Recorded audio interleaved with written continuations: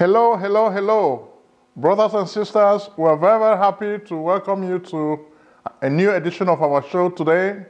We've really missed you for almost a week now, so we're really happy now that we're back together. So thank you very, very much.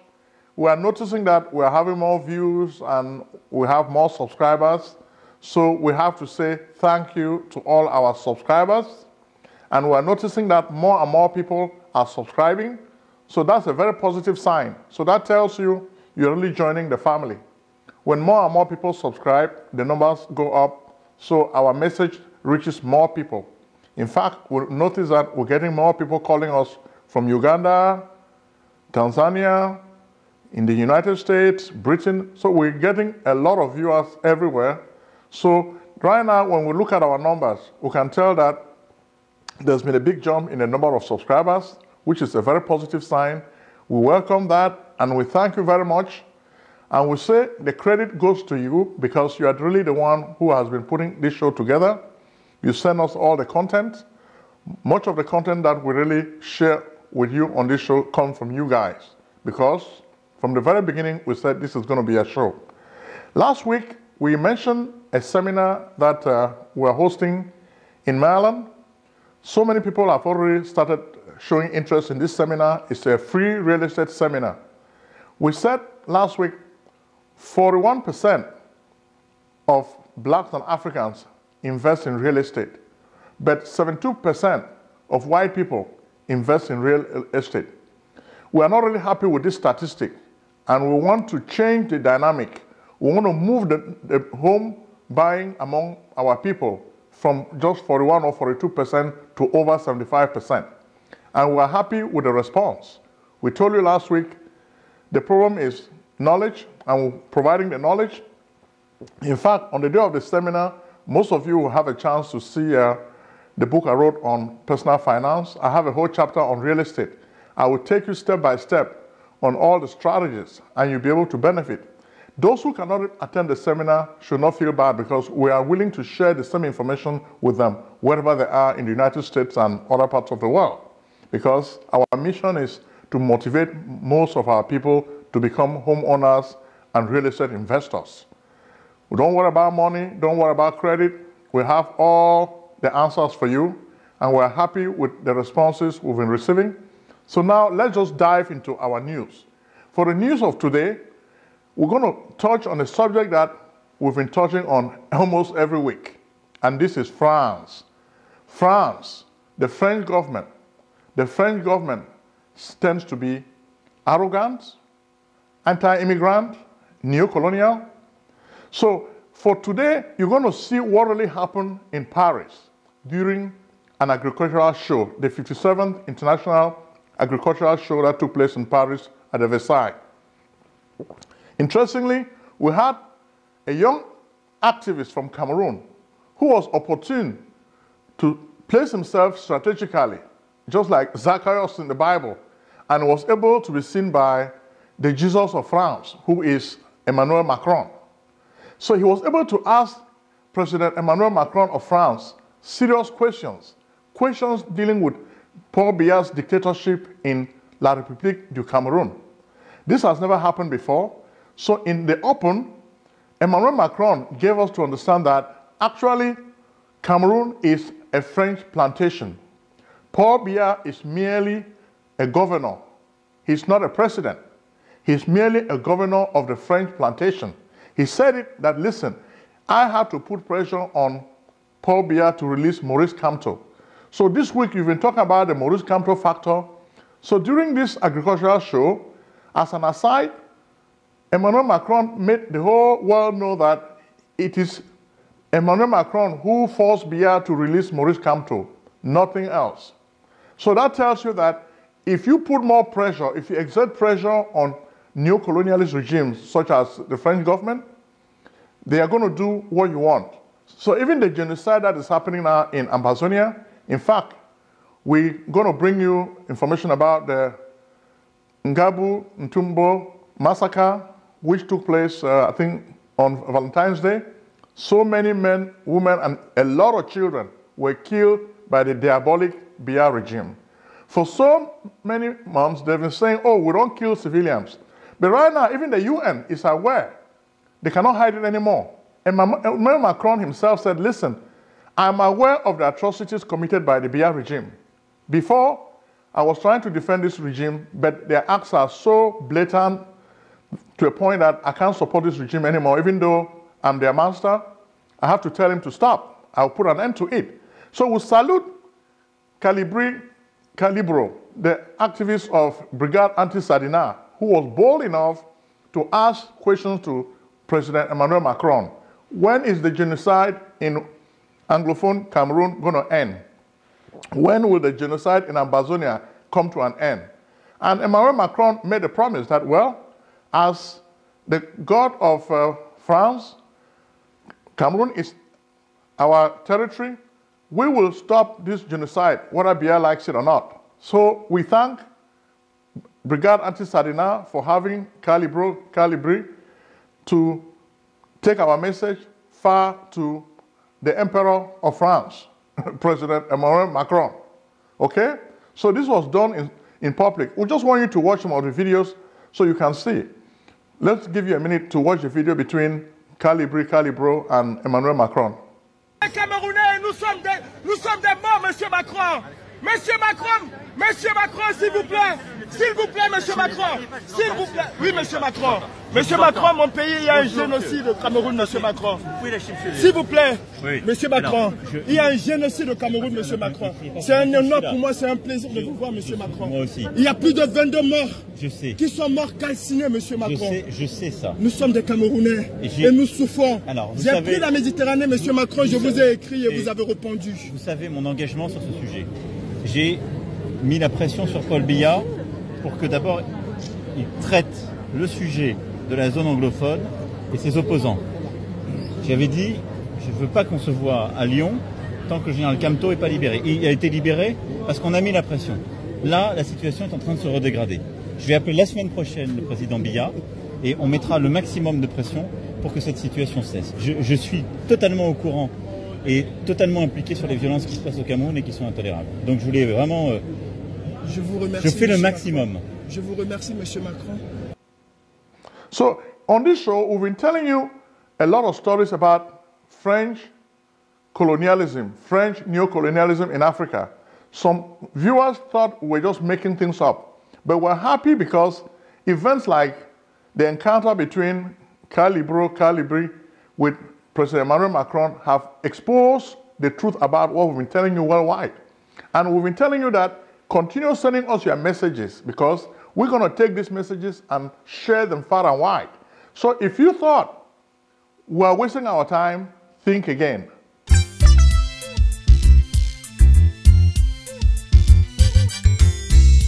Hey, yo, Shay, I thought you was going to take me to this place so I could get my taxes done. You know I'm trying to buy a new house. What's up? Let's get it on. If you're searching for a house, call up my man Prince Ojong, the best in real estate. Take it from your guy's shape. When I say his services are the best in the states where he's born, he even take care of your tax forms, back refunds. So come, get your business done. Consultations, financial organization, fast processing, no waiting. This man is amazing. The Prince. Act now and call Prince Ojong at 240-350-1131. That's 240-350-1131.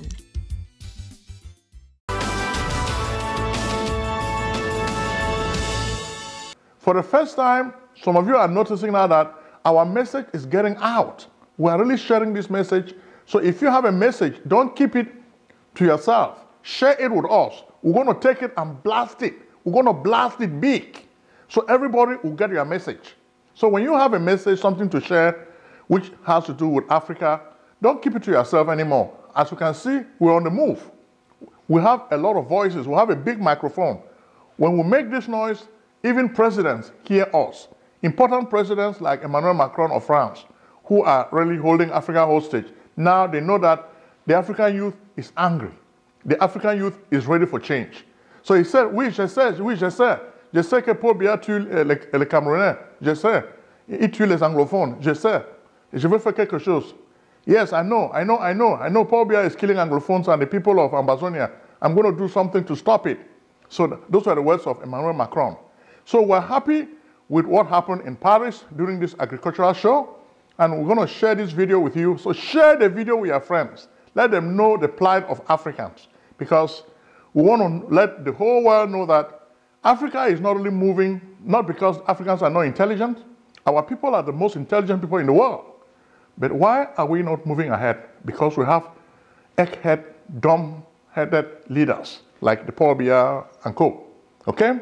So we're happy that their master now has been taken to task.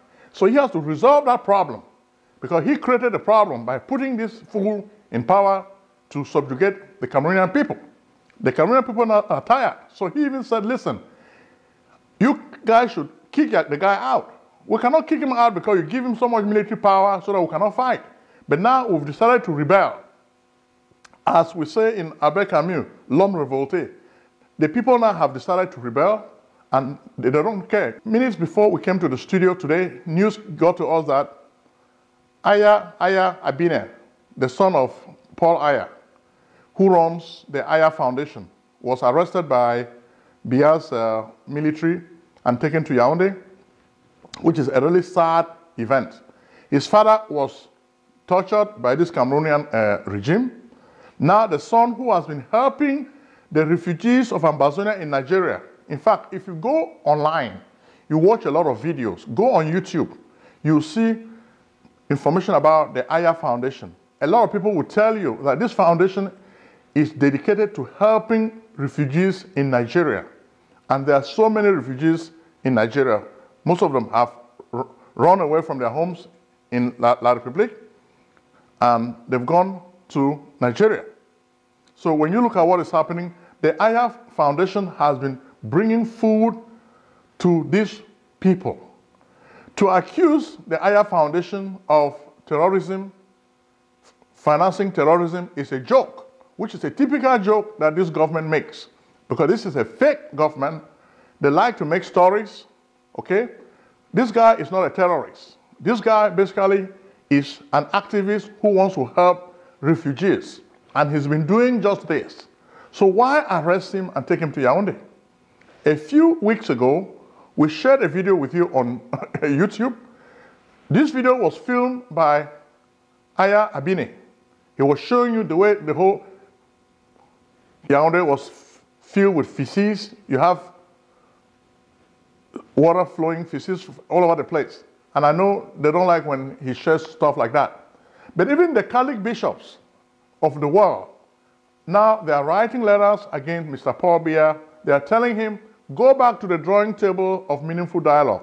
Stop the charade of your show called the dialogue. That's not dialogue. Meaningful dialogue is what would end this crisis. Militarization will fail. It has failed. It will not succeed. So go back to the drawing board, dummy, because you don't know what you're doing. Even if you're a dull student, when you keep failing an exam, you look for ways to study so you can pass it.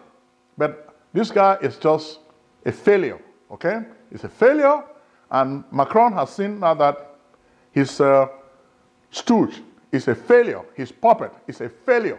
And the international community has been trying to play games, but finally, they cannot really contain the magnitude of the genocide that is going on in Ambazonia, and they are really beginning to talk about it openly. So this is a good sign. And we're telling our people, be patient, things are tough, but you will be free. And we're really hoping that the UN will continue mounting pressure now on this regime for human rights violations. The human rights violations are too graphic. We are tired of sharing those images with you on YouTube.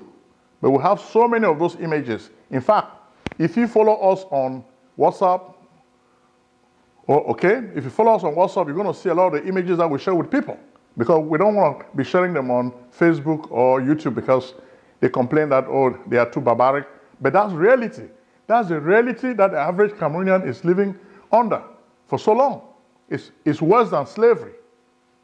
During slavery, the masters were really nice to their slaves. But these are people who just choose to kill Cameroonians when they open their mouth. And this has encouraged you to continue speaking. Challenge Emmanuel Macron wherever you see him. He said he's going to call Mr. Biya next week to tell him about this problem because he knows the problem. So let's watch. We're going to accept Mr. Macron. We're going to take him for his word. Let him do what he promised to do, and we'll be very happy. Because it doesn't only end in Cameroon. Togo now also has a lot of problems. We've been reporting on Togo. We've even told you the story of Togo from the days of independence to present day. Togo was a French colony. Okay, you had Sylvano Olympio, who was the leader, because he did not want to go with the devilish French pack. They arranged for him to be killed. Okay? Since then, a knucklehead called Eyadema was put in place to run the country for the French. Now his son, Faure Gnassingbé, has been brought again to run the country. Even though you have able opposition like Ayagbe Kojo, who is of the opposition. A few minutes ago, we saw videos showing the way the military have surrounded his house. As the opposition, they don't want him to win the game, okay? They will just say, oh, he did not win, when actually he's the one who won the election. So this is what's really happening in this part of the world. But France continues supporting them. And now the people are saying they're tired of France. France has very arrogant governments. We don't have any problem with French people, okay? We have problems with the French government because they have a neo-colonialist policy. We love French people. We speak French, okay? We don't have any problem with French people. But we have problems with the French government because they are neo-colonial and they are very parasitic, okay? They want to take everything Africa has, okay, until every African dies. So these resources have to go to France. So it's like blood diamonds. What is the cause of the enjoyment the French are getting in their country? It's the blood of Africans, okay? The blood of Africans. That's what is really happening. And we say enough is enough. Activists are now in France. France does not even want them. France is anti-immigrant. France is very arrogant. France is neo-colonial. They don't want them.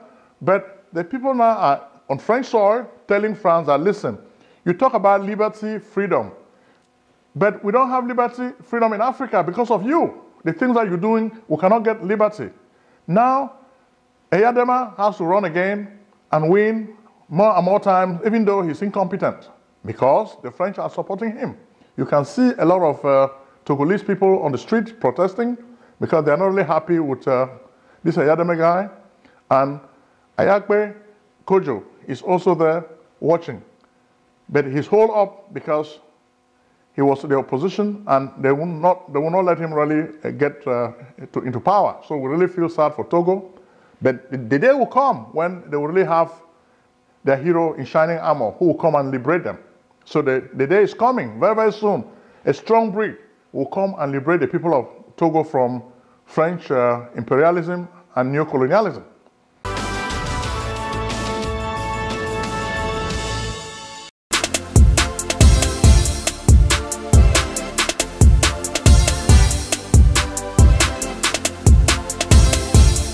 I'm at Favor. It's an African store by the neighborhood here, Beltsville, in back of Maryland's farm. It's been a wonderful year for the past 2 to 3 years we have in this African store here, and it's helping us, and actually it's a good place for us to come and give us support and do some shopping here. The prices are reasonable and most of the stuff you can have is universal.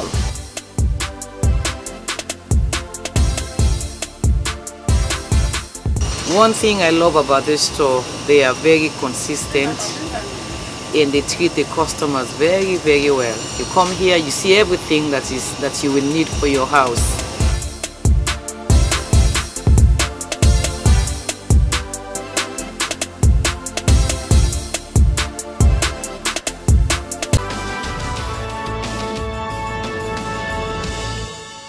So from there now, we'll move to Nigeria. Nigeria, well, we've covered Nigeria a lot, and last week we spoke about the insecurity, because when you look at Nigeria, I think the biggest story coming out of Nigeria every week now is insecurity. You've had the Trump travel ban, and you have the politicians playing games. In fact, we even have some articles we saw which were talking about Olusegun Adeniyi, who is the military chief of Nigeria. He was telling people that he feels Boko Haram has been vanquished. Who is he fooling? He will say this week Boko Haram has been vanquished, the next week Boko Haram will rise and start striking again. So we look at most of these guys as jokers because they don't really understand the phenomenon of Boko Haram. So we'll spend more time now to study the Boko Haram phenomenon, and we really understand that it looks like the disgruntled Nigerian politicians such as Muhammadu Buhari actually created Boko Haram, because we have videos that we can share with you. They will really tell you that before Buhari came to power, there was no Boko Haram. Then after he lost, he was so disgruntled and went back with some of his northern colleagues. Then they started this Boko Haram menace. But now it looks like things have gotten to a stage that they cannot really handle it. He himself thought maybe when he becomes president, he'll be able to tell them to put down their guns. But the people now are Islamic fanatics. They don't want to put down their guns. So they are not even listening to him. So which is really a sad case. So the government doesn't really know what to do. More and more people keep dying. And if you look even among the Igbos, they are really fighting. Now is, what should they create? Should it be Biafra or Ikenga Republic? So are they going to create a Biafra Republic, or should they create Ikenga Republic? Ikenga in Igbo is something that is really strong, and when we talk about manhood, we refer to it as Ikenga. We hear that sometimes when you die, they cut into two pieces, put it in your coffin, then your Ikenga is destroyed. But male virility is symbolized by Ikenga. So probably, what should be the name of their new republic? Should it be Ikenga or should it be Biafra? So that's the debate, which we saw on most Igbo websites, and we bring this news to you. And of course, Nnamdi Kanu, Mazi Nnamdi Kanu, a lot of stories were really dealing with the fact that he was not allowed to attend the funeral of his parents, but things still went very, very well, and we're very, very happy. Did the Buhari regime not allow him to attend his mother's funeral? That's also another mistake. We think, for the purpose of peace, the Buhari regime should have allowed Mazi Nnamdi Kanu to attend his parents' burial, because when you prevent him from seeing his parents being laid to rest, that's not good. That's really bad for politics in Nigeria. And we think it's going to create more problems. It's going to create a lot more anger. A lot of people who are supporting him would choose to really behave in a very, very rash way, and it's going to really hurt the system very well. Then we'll also take you now also to South Sudan. Last week we spoke about South Sudan. There was effort to try to broker peace. Nations like Uganda have been helping to broker peace, including Ethiopia. But finally, the United States had to come in. Tibor Nagy, the U.S. Undersecretary for Africa, had to really come in with some carrots and some sticks to make the two partners, Salva Kiir, who is president, and his VP, Riek Machar, so that they can come together and work for the interests of the South Sudanese people. The two parties were so far apart in their positions until Mr. Pompeo brought his guy Nagy to really broker a peace. So here finally an agreement has been signed. So the deadline was February 22nd for this agreement to be reached. So that happened. So, but is this peace agreement going to hold? Because it has not held so many times. So that's a question on so many minds. Is this peace agreement going to hold? When you look at the dynamics in South Sudan, a country with a lot of wealth, why are the people fighting? They are fighting because they are being manipulated by outside external powers who bring in a lot of weapons and make them fight each other for no good reason.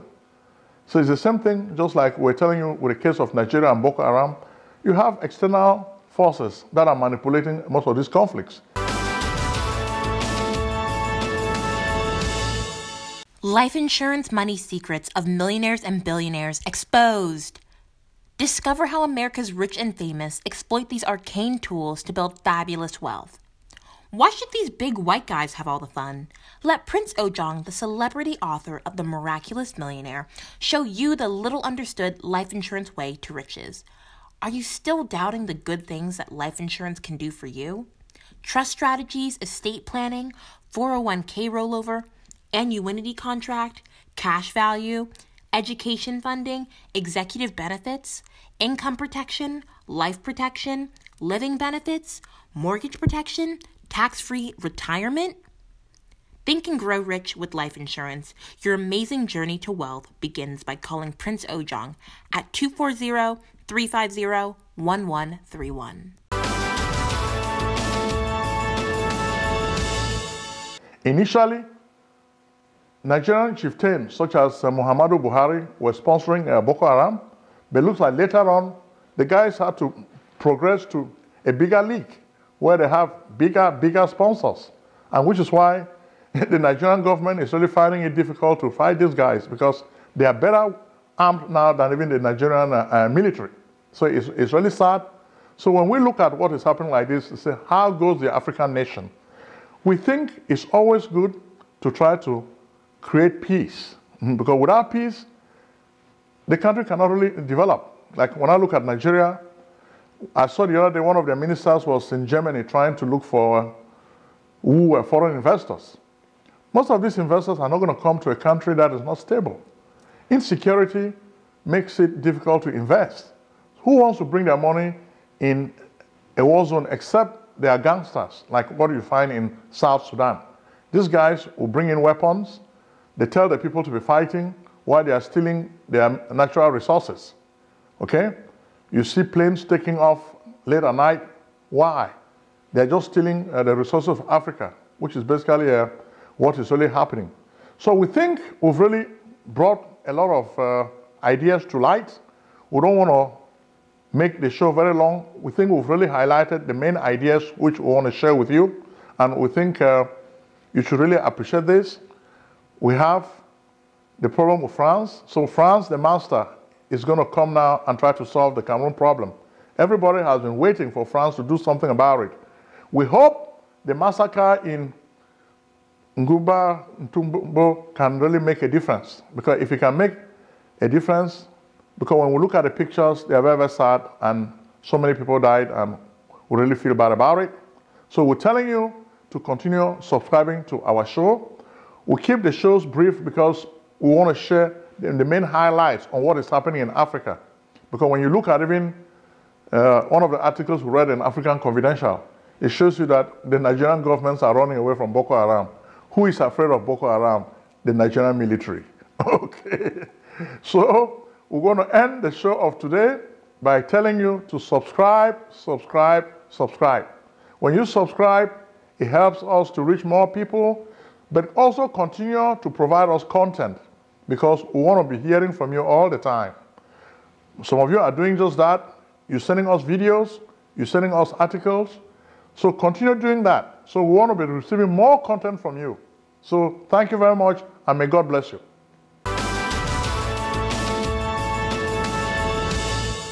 Faber International Food Store. African food costs too much money. Yes, we agree. In fact, that is why we opened Faber International Food Store. 1. Price. Low prices every day. 2. Variety. Get everything you are looking for. 3. Customer service. Enjoy the best customer service. 4. Shipping station. We bring the food to you. Faber International Food Store. We are African's Costco and Sam's Club.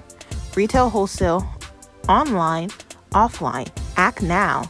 Experience Faber's freebies today. Call 301-595-3500. Faber International Food Store. 11456 Cherry Hill Road, Beltsville, Maryland, 20705.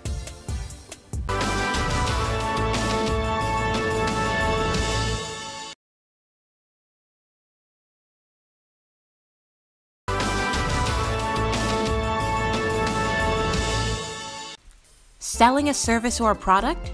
Need buyers? Use the African Nation TV as a channel to reach many viewers. Act now and call Prince Ojong at 240-350-1131.